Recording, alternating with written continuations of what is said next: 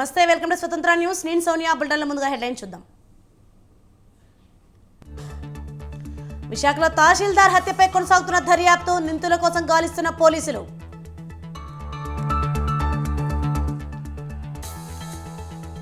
దెందులూరులో YCP సిద్ధం సభ, 5 లక్షల మంది వస్తారని అంచనా.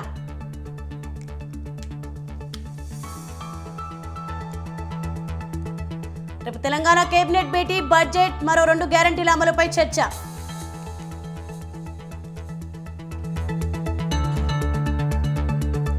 నేడు ధరణి కమిటీ భేటీ, వక్ఫ్ బోర్డు దేవాదాయ భూములపై చర్చ.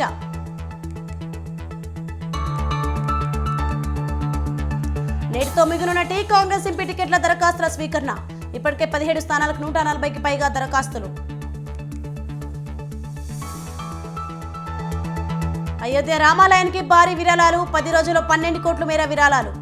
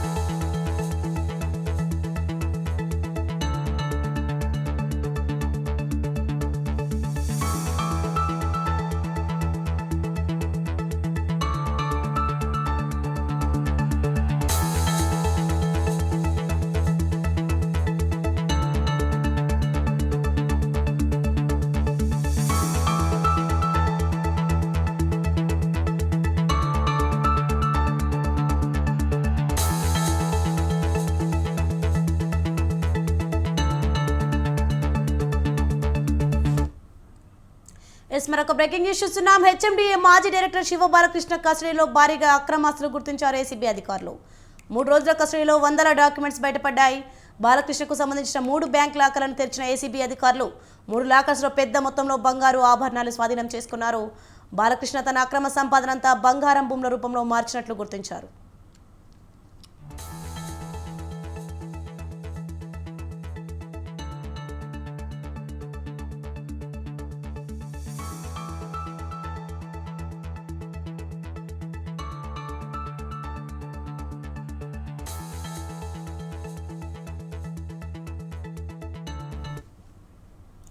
బ్రేకింగ్ న్యూస్ చూస్తున్నాం. హెచ్ఎండిఏ మాజీ డైరెక్టర్ శివ బాలకృష్ణ కస్టడీలో భారీగా అక్రమాస్తులు గుర్తించారు ఏసీబీ అధికారులు.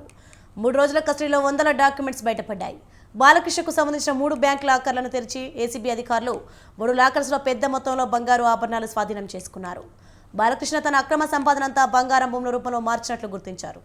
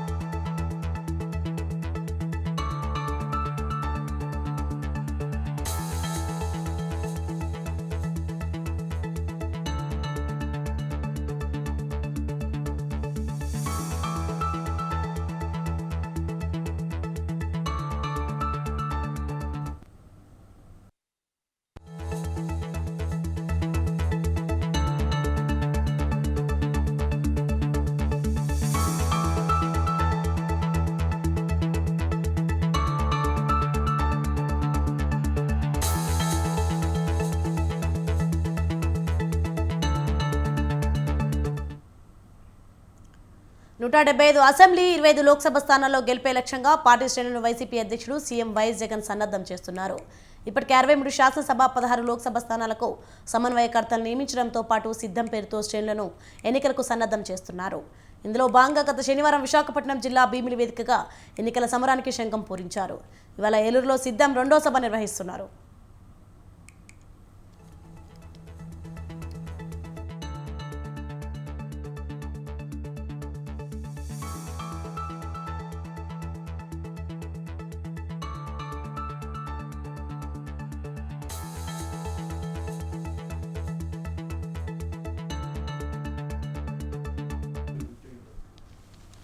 ఈ సభకు ఉత్తర కోస్తాలోని 50 నియోజకవర్గాల నుంచి భారీగా శ్రేణులు అభిమానులు తరలిరానున్నారు. ఏలూరు నగర శివారు ఆటోనగర్ సమీపంలో దెందులూరు మధ్య ఉన్న పహారా గ్రౌండ్స్లో బహిరంగ సభకు సర్వం సన్నద్ధమైంది. 110 ఎకరాల సభా ప్రాంగణం, 8 ప్రాంతాలు, 150 ఎకరాల్లో పార్కింగ్ సెంటర్లతో సర్వం సన్నద్ధం చేశారు. మధ్యాహ్నం 3 గంటలకు సీఎం జగన్ పార్టీకి కేడర్కు దిశానిర్దేశం చేస్తారు.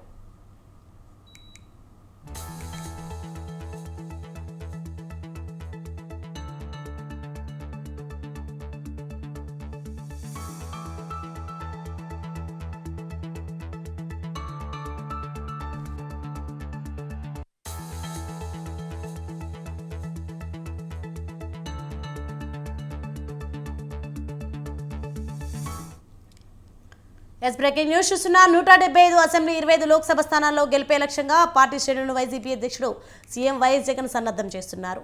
ఇప్పటికే 63 శాసనసభ, 16 లోక్సభ స్థానాలకు సమన్వయకర్తలు నియమించడంతో పాటు సిద్ధం పేరుతో శ్రేణులను ఎన్నికలకు సన్నద్ధం చేస్తున్నారు. ఇందులో భాగంగా గత శనివారం విశాఖపట్నం జిల్లా భీమిలి వేదికగా ఎన్నికల సమరానికి శంఖం పూరించారు. ఇవాళ ఏలూరులో సిద్ధం రెండో సభ నిర్వహిస్తున్నారు. ఈ సభకు ఉత్తర కోస్తాలోని 50 నియోజకవర్గాల నుంచి భారీగా శ్రేణులు అభిమానులు తరలిరానున్నారు. ఏలూరు నగర శివారు ఆటోనగర్ సమీపంలో దెందులూరు మధ్య ఉన్న సహారా గ్రౌండ్స్లో బహిరంగ సభకు సర్వం సన్నద్ధమైంది. 110 ఎకరాల సభా ప్రాంగణం, 8 ప్రాంతాల, 150 ఎకరాల్లో పార్కింగ్ సెంటర్లతో సర్వం సన్నద్ధం చేశారు. మధ్యాహ్నం 3 గంటలకు సీఎం జగన్ పార్టీ కేడర్కు దిశానిర్దేశం చేస్తారు. మరింత సమాచారం మా ప్రతినిధి మురళీధర్ అందిస్తారు. మురళీధర్. సోని, ముఖ్యమంత్రి వైఎస్ జగన్మోహన్ రెడ్డి సభకు అన్ని ఏర్పాట్లు పూర్తయి ఇప్పటికే రాత్రి నుంచే పూర్తి స్థాయిలో పోలీసు భద్రతా బలగాల వలయంలోనే ఆ ప్రాంగణం అంతా ఉంది. ఎటువంటి అవాంఛనీయ సంఘటనలు జరగకుండా పూర్తి స్థాయిలో ఏర్పాటు చేశారు. సుమారు ఈ సభకు 5 నుంచి 7 లక్షల వరకు జనం హాజరవుతారని చెప్పేసి పార్టీ నేతలు చెప్తారు. ఆ నేపథ్యంలోనే కావాల్సిన ఏర్పాట్లు కూడా పూర్తి చేశారు. ఆ డయాస్ ఏర్పాటు చేయడం కానీ చుట్టుపక్కల వాళ్ళకు వచ్చే కార్యకర్తలు కూర్చోడానికి వీలుగా ఉండే విధంగా ఏర్పాటు చేశారు. అయితే ఇక్కడ జరుగుతున్న సభకు ప్రధానంగా చెప్పుకోవాల్సి వస్తే వైఎస్ఆర్ కాంగ్రెస్ పార్టీ ఎన్నికలకు సిద్ధమైందని చెప్పుకోవాలి. అంటే ముందు జరిగిన భీమిలి సభ కన్నా విజయవంతంగా జరిగే విధంగా ఈ సభ ఏర్పాటు సభ నిర్వహిస్తామని చెప్పేసి ఇప్పటికే ఈ జిల్లాకు చెందిన మంత్రులు అయితే ప్రకటించారు. ఆ రకంగానే ఏర్పాట్లు కూడా పూర్తి స్థాయిలో జరుగుతున్నాయి. కార్యకర్తలకు వచ్చేందుకు వాహనాలు పార్కింగ్ కోసం సుమారు 150 ఎకరాల విస్తీర్ణంలోని పార్కింగ్ సౌకర్యం కూడా ఏర్పాటు చేశారు. ప్రాంగణం మొత్తం సభా వేదిక మొత్తం అంతా 110 ఎకరాల్లోనే ఏర్పాట్లు చేశారు. వచ్చే వాళ్ళకి ఎటువంటి అసౌకర్యాలు కలపకుండా భోజన ఏర్పాట్లు కానీ ఒకేలాగా వాటర్ సౌకర్యం కానీ పూర్తి స్థాయిలో ఉండే విధంగా ఈ నేపథ్యంలో పోలీసులు ఈ సభా ప్రాంగణం నేషనల్ హైవే ఆనుకుని ఉండడం వల్ల వాహనాలు రాకపోకలను నియంత్రించేందుకు అంటే వైజాగ్ నుంచి విజయవాడ వైపు వెళ్లే వాహనాలనేమో అక్కడ కత్తిపూడి జంక్షన్ వద్ద నుంచి డైవర్ట్ చేస్తారు. అదేవిధంగా విజయవాడ నుంచి వైజాగ్ వైపు వెళ్లే వాహనాలను అయితే ఈ గన్నవరం నుంచి అటు ఆ ప్రాంతం నుంచి పూర్తి స్థాయిలో డైవర్ట్ చేసే విధంగా పోలీసు ఇద్దరు చర్యలు చేపట్టారు. భద్రతా ప్లాన్ కూడా ఇచ్చారు. భారీ వాహనాలు ఇటేపు రావడానికి నిషిద్ధం అని చెప్పేసి పూర్తి స్థాయిలో సమాచారం అయితే ఉంది.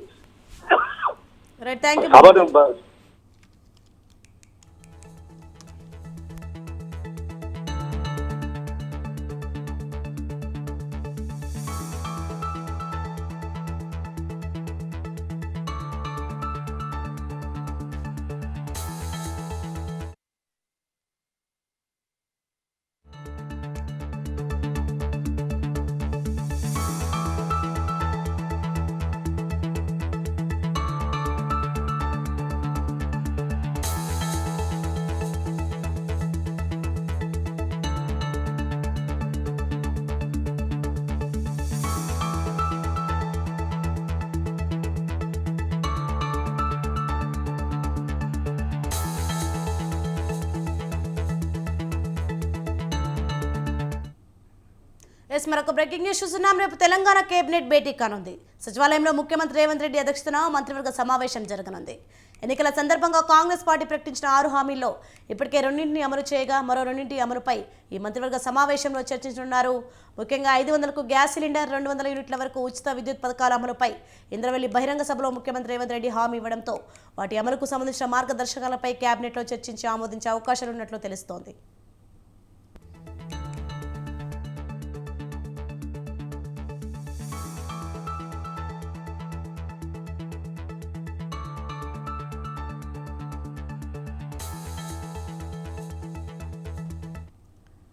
రాష్ట్ర అసెంబ్లీ బడ్జెట్ సమావేశాల నిర్వహణపై మంత్రివర్గం చర్చించనుంది. కేంద్ర ప్రభుత్వం ఇటీవల ఓటాన్ అకౌంట్ బడ్జెట్ను ప్రవేశపెట్టడంతో రాష్ట్రంలోని ఇదే తరహా బడ్జెట్ను ప్రవేశపెట్టే అవకాశాలున్నట్లు తెలుస్తోంది. ఈ నెల 8 నుంచి బడ్జెట్ సమావేశాలు ప్రారంభిస్తారని సమాచారం. తొలి రోజు గవర్నర్ ప్రసంగంతో బడ్జెట్ సమావేశాలు ప్రారంభమవుతాయి. 9న గవర్నర్ ప్రసంగంపై ధన్యవాద తీర్మానం ఉంటుంది. 10న ఓటు ఆన్ అకౌంట్ బడ్జెట్ను ప్రవేశపెట్టే అవకాశం ఉంది. 11న ఆదివారం సెలవు. తిరిగి 12 నుంచి బడ్జెట్ సమావేశాలు మళ్లీ ప్రారంభమవుతాయి.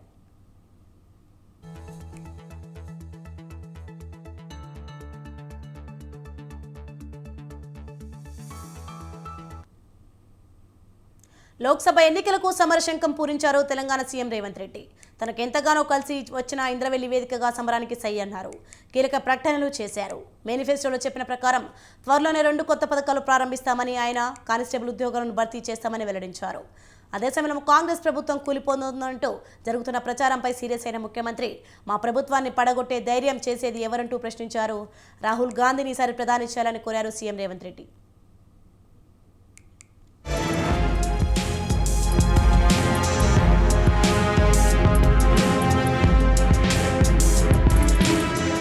ఆదివాసీ ప్రాంతాన్ని అభివృద్ధి వైపు నడిపే బాధ్యత తీసుకుంటామన్నారు తెలంగాణ సీఎం రేవంత్ రెడ్డి. ఇంద్రవెల్లిలో జరిగిన తెలంగాణ పునర్నిర్మాణ సభ వేదికగా లోక్సభ ఎన్నికల కోసం సమరశంఖం పూరించారాయన. ఇంద్రవెల్లి మట్టికి గొప్పదనం ఉందన్న సీఎం ఇక్కడి వేసే అడుగులో పోరాట పటిమ ఉందంటూ చెప్పుకొచ్చారు. చరిత్ర పుటలో పౌరుషం గురించి చెప్పుకోవాలంటే రాంజీగొండ్ గురించి ప్రస్తావించాలన్న రేవంత్ రెడ్డి ఆ పోరాట స్ఫూర్తిని ఆదర్శంగా తీసుకున్నామన్నారు. కల్వకుంట్ల చంద్రశేఖరరావు మీద సమరశంఖం పూరించి ఈ తెలంగాణ గడ్డ మీద చంద్రశేఖరరావు కుటుంబాన్ని బొందబెడతామని చెప్పి ఆ అమరవీరుల స్తూపం సాక్షిగా ప్రతినబూని ఆ కార్యక్రమాన్ని డిసెంబర్ 3 నాడు పూర్తి చేసిండ్రు. మీకందరికీ మనస్ఫూర్తిగా ధన్యవాదాలు. మిత్రులారా, ఇక్కడ మట్టికి గొప్పతనం ఉన్నది, ఇక్కడి గాలిలో పౌరుషం ఉన్నది, ఇక్కడ తినే తిండిలో వేసే అడుగులో పోరాట పటిమ ఉన్నది. తాను ఎంతగానో సెంటిమెంట్గా భావించే ఇంద్రవెల్లి నుంచి 2 కీలక ప్రకటన చేశారు ముఖ్యమంత్రి. త్వరలోనే 500కే గ్యాస్ సిలిండర్ పథకం ప్రారంభిస్తామన్నారు. అలాగే 200 యూనిట్ల వరకు ఉచిత కరెంటు పథకాన్ని త్వరలోనే అమలు చేస్తామని ప్రకటించారు. ఇక 15 రోజుల్లో 15,000 కానిస్టేబుల్ పోస్టుల భర్తీ చేస్తామని వెల్లడించారు. ఈ విషయంలో తమ ప్రభుత్వం ఏర్పడి ఇంకా 2 నెలలే అయిందని, అయినా బీఆర్ఎస్ నేతలు శాపనార్థాలు పెడుతున్నారని మండిపడ్డారు సీఎం రేవంత్ రెడ్డి. నువ్వు ఎంత అడ్డం పడ్డా, నువ్వు ఎంత గగ్గోలు పెట్టినా, బిల్లా రంగాలు మమ్మల్ని ఎన్ని శాపనార్థాలు పెట్టినా 15 రోజుల్లో 15,000 కానిస్టేబుల్ పోస్టులు భర్తీ చేసే బాధ్యత, 15 రోజుల్లో 15,000 కానిస్టేబుల్ పోస్టులు భర్తీ చేసే బాధ్యత మా మంత్రివర్గం తీసుకుంటుంది. మాది బాధ్యత అని చెప్పి నేను ఈ వేదిక మీద నుంచి మాట ఇస్తున్న మిత్రులారా. దేశంలో ఉన్నది 2 కూటములు అన్నారు రేవంత్. ఒకటి ఎన్డీఏ కాగా మరొకటి ఇండియా కూటమి అన్న ఆయన బీఆర్ఎస్ ఎంపీలు గెలిస్తే మోడీ దగ్గర తాకట్టు పెట్టి కేసీఆర్ గులాంగిరి చేస్తారని ఆరోపించారు. ఇక కాంగ్రెస్ ప్రభుత్వాన్ని పడగొట్టే దమ్ము ఎవరికీ లేదన్నారు రేవంత్ రెడ్డి. అన్ని వర్గాలను నట్టేట ముంచిన కేసీఆర్కు ముఖ్యమంత్రి పదవి కాదు, కనీసం మంత్రి పదవి కూడా రాదన్నారు తెలంగాణ సీఎం రేవంత్ రెడ్డి. నిన్న మొన్న మాట్లాడుతున్నారు వాళ్ళు 3 నెలల 6 నెలల కేసీఆర్ మళ్ళీ ముఖ్యమంత్రి అవుతాడు, ఈ ప్రభుత్వాన్ని పడగొడతామని. నీ అయ్యా ఎవర్రా పడగొట్టేటోడు? పడగొడతారా? ఎవడు కొట్టేది? ఊర్లలో ఎవడన్నా ఈ ప్రభుత్వాన్ని పడగొట్టాలన్న ఆలోచన చేస్తే మీ ఊర్లో యాప చెట్టుకు కోదండం వేసి కొట్టండి, లాగుల తొండలు ఇడవండి. ఇది ప్రజలు ఎన్నుకున్న ప్రభుత్వం, ప్రజలు ఆశీర్వదించిన ప్రభుత్వం, ప్రజల కోసం పనిచేస్తున్న ప్రభుత్వం. ఇది ప్రజా ప్రభుత్వం. ఆడ అనుకుంటుండు 1,00,000 కోట్లు పెట్టి కట్టిన కాళేశ్వరం కూలినట్టు ఈ ప్రభుత్వం కూలుతుందని. నీ అయ్యా నువ్వు దోపిడీకి పాల్పడ్డావు కాబట్టి ఆ కాళేశ్వరం గాలి వస్తే కొట్టుకుపోయింది. ఈ ప్రభుత్వం గాలి కాదు కదా, నీ ఖాందాన్ మొత్తం వచ్చినా బోర్ల బొక్కలు పండబెట్టి తొక్కుతాం. ఎవడని ప్రభుత్వం పడుతుందనో 6 నెలలకో 3 నెలలకో కేసీఆర్ ముఖ్యమంత్రి అవుతాడని చెప్పిండంటే మూతి పండ్లు రాలుతాయని నేను చెప్పదలుచుకున్నా. ఇక కేసీఆర్ సంపాదించిన అక్రమ సంపాదన ఉంటే పోయి ఏమన్నా అడవిలో పోయి ఎక్కడన్నా పోయి దీవులలో పోయి దీవి కొనుక్కొని దానికి రాజాని ప్రకటించుకోవాల్సిందే, లేకపోతే ఆయన ఫామ్ హౌస్కి ఆయన ముఖ్యమంత్రి కావాల్సిందే తప్ప ఈ తెలంగాణ రాష్ట్రానికి మళ్ళీ జన్మలో ముఖ్యమంత్రి కాదు కదా, మంత్రి పదవి కూడా కేసీఆర్కు రాదని నేను చెప్పదలుచుకున్నా. ఈసారి ఎన్నికల్లో కేంద్రంలో రాహుల్ గాంధీ ప్రధాని కావాలని ఆకాంక్షించారు సీఎం రేవంత్. అలా జరగాలంటే ఆదిలాబాద్ గడ్డపై కాంగ్రెస్ జెండా రెపరెపలాడాలని ప్రజలను కోరారు రేవంత్.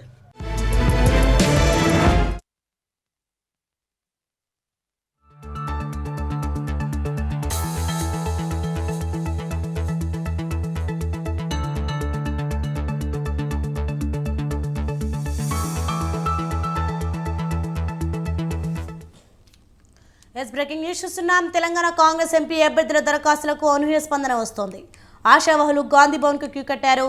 నిన్న ఒక్కరోజు 140కి పైగా దరఖాస్తులు అందాయి. అత్యధికంగా మహబూబాబాద్, నాగర్ కర్నూలు, వరంగల్, పెద్దపల్లి నియోజకవర్గాలకు దరఖాస్తులు వచ్చాయి. హైదరాబాద్ పార్లమెంట్ నియోజకవర్గానికి అత్యల్పంగా దరఖాస్తులు నమోదు చేసుకున్నారు అభ్యర్థులు. మరోవైపు ఇవాళ్టితో కాంగ్రెస్ ఎంపీ టికెట్ల దరఖాస్తుల స్వీకరణ ముగియనుంది.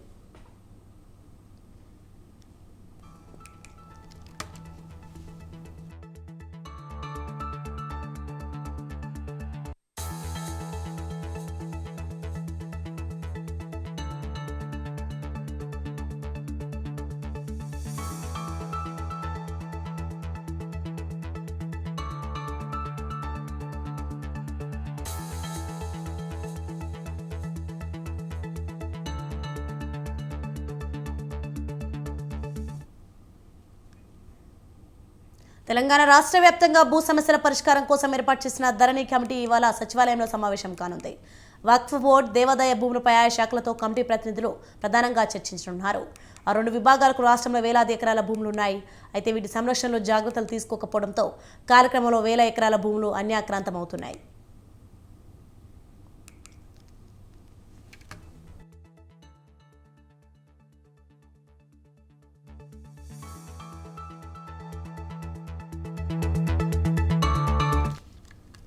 అయితే ఎండోమెంట్, వక్ఫ్ బోర్డు పరిధిలో ఉన్న భూములు, ఆస్తులను కాపాడుకోవడానికి రిజిస్ట్రేషన్, రెవెన్యూ శాఖలు తీసుకుంటున్న చర్యలపై ఈ సమావేశంలో ధరణి కమిటీలో చర్చించనున్నారు.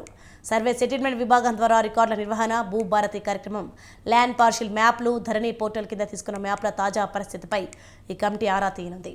ఈ సమావేశంలో CCL commissioner, committee convener Naveen Mittal, సభ్యులు ఎన్ కోదండరెడ్డి, రేమండ్ పీటర్, వి లచ్చిరెడ్డి, సునీల్, మసూదన్తో పాటు సంబంధిత శాఖల అధికారులు ఈ సమావేశంలో పాల్గొంటారు.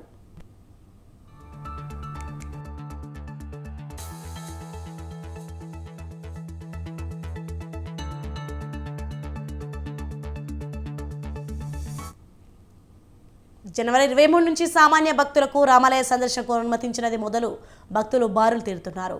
గడిచిన 10 రోజుల్లో బాలరామునికి దాదాపు 12 కోట్ల మేరకు విరాళాలు అందాయి.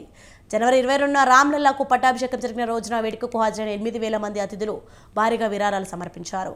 జనవరి 22న ఒక్క రోజునే రామ్లల్లా 3.17 కోట్ల విరాళాన్ని అందుకున్నాడు.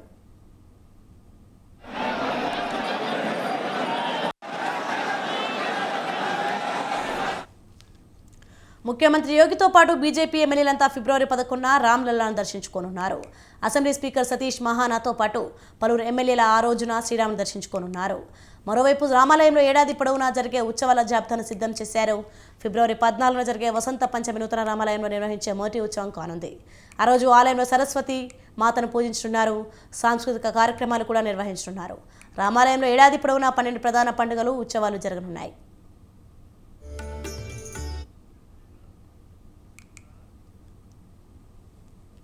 EV Bulletin updates. For more updates, keep watching Swatandhra News.